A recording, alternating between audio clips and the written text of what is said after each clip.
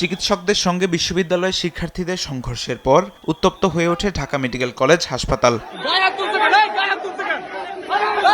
বুধবার বিকেলে ঢাকা বিশ্ববিদ্যালয়ের এক শিক্ষার্থী চিকিৎসার জন্য ঢাকা মেডিকেলের জরুরি বিভাগে যান। দায়িত্বরত চিকিৎসক তাকে প্রয়োজনীয় ব্যবস্থাপত্র লিখে দেন। তবে কাঙ্ক্ষিত ওষুধ সরকারিভাবে হাসপাতালে সরবরাহ না থাকায় ওই শিক্ষার্থীকে তা বাইরে থেকে কিনে আনার পরামর্শ দেওয়া হয়। এর কিছুক্ষণ পর ওই শিক্ষার্থী তার বেশ কয়েকজন সহপাঠীকে নিয়ে পুনরায় হাসপাতালে ফিরে আসেন এবং দায়িত্বরত চিকিৎসকদের সঙ্গে বাকবিতণ্ডায় জড়িয়ে পড়েন। অ্যান্টি স্লিপার টেকনোলজি ও সফট টেক্সচারটাই নরম ঘাসের স্পর্শ, সাপোর্ট গ্রাসম্যাট, নান্দনিকতার ছোঁয়া। তাদের সেবার জন্য আমরা এখানে বসে আছি, দিন রাত এখানে বসে আছি। সেই মানুষদের উপর তারা হামলা করছে।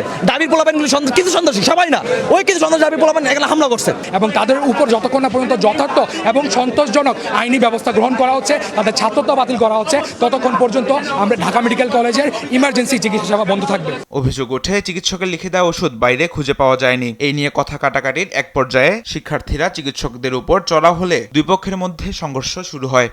সে 2-3 জন ডাক্তার মিলে একজন শিক্ষার্থীর উপরে ফিল্ম স্টাইলে হামলা শুরু করে। ডাক্তার যদি ওই কোম্পানির ঔষধটাই লিখে ওটাই যদি রিকমেন্ড করে তাহলে কিন্তু ডাক্তারদের সমস্ত ফ্যাসিলিটিস দেওয়া হয়। এই ফ্যাসিলিটিস থেকে বঞ্চিত না হওয়ার জন্য এই ডাক্তাররা হচ্ছে ওই কোম্পানির ঔষধটা লিখে। আমরা যে বললাম যে এটা একটা জরুরি বিভাগের গেট ভাই, এখানে ইমার্জেন্সি অনেক পেশেন্ট আসে, আমরা এটা সমাধান করি।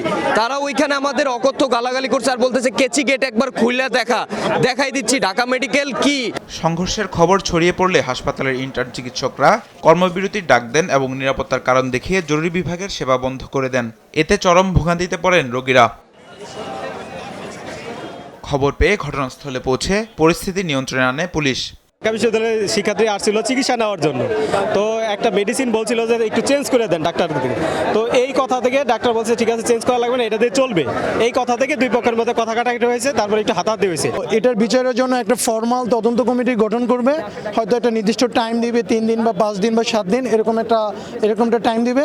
ওই সময়ের মধ্যে তদন্ত কমিটি আসলে কি ঘটনা ঘটেছে এটা একটা রিপোর্ট দেবে। On the basis of report যারা দোষী তাদের বিরুদ্ধে ইউনিভার্সিটির যে প্রচলিত নিয়ম সেই প্রচলিত নিয়ম অনুসারে কি বিচার হবে। হামলার সুষ্ঠু বিচার এবং কর্মস্থলের পূর্ণ নিরাপত্তা নিশ্চিত না হওয়া পর্যন্ত জরুরি সেবা চালু না করার ঘোষণা দিয়েছেন চিকিৎসকরা।